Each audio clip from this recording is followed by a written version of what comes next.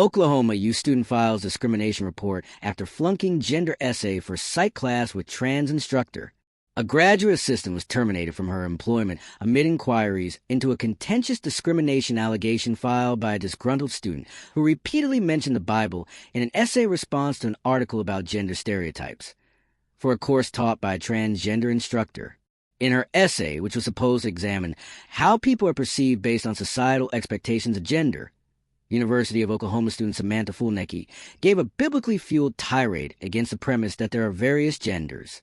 The psychology course's professor, graduate student Mel Cuff, who uses she/they pronouns, failed Fulnecki on the ground that she neglected to address the prompt and relied more on personal ideology than empirical evidence, according to a bombshell thread shared by the university's Turning Point USA chapter.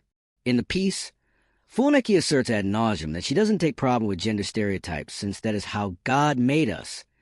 However, she forgot to specify the piece she was reacting to, save for a vague reference to teasing as a way to enforce gender norms. She focused the bulk of the about 650-word essay to addressing how children are detrimentally impacted by beliefs in many genders, but it's unclear if that was a focus of the original article the class had to study. Society pushing the lie that there are multiple genders and everyone should be whatever they want to be is demonic and severely harms American youth. Fulnecki stated, I live my life based on this truth and firmly believe that there would be less gender issues and insecurities in children if they were raised knowing that they do not belong to themselves, but they belong to the Lord, she continued.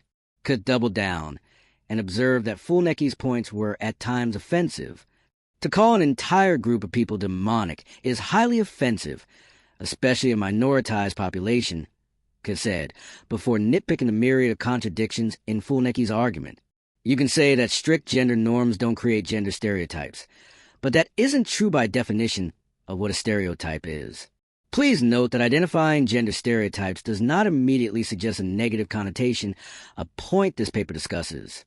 She added, Could advise Fulnecki to try and apply some more perspective and empathy into her work moving ahead, and highlighted that she is always welcome to voice her criticisms in a way that is appropriate and using methodology of empirical psychology, according to the Post.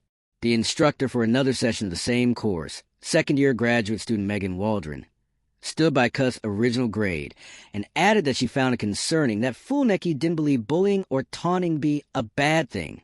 Your paper directly and harshly criticizes your peers and their opinions, which are just as valuable as yours. Disagreeing with people is great, but there's a civilized way to go about it, Waldron wrote. In a statement released on X, the University of Oklahoma noted that a graduate student instructor was placed on administrative leave while it explored a student's complaints that she was unjustly discriminated against based on religious beliefs. Fulnecki, Waldron, and Cuff were not named by name in the statement.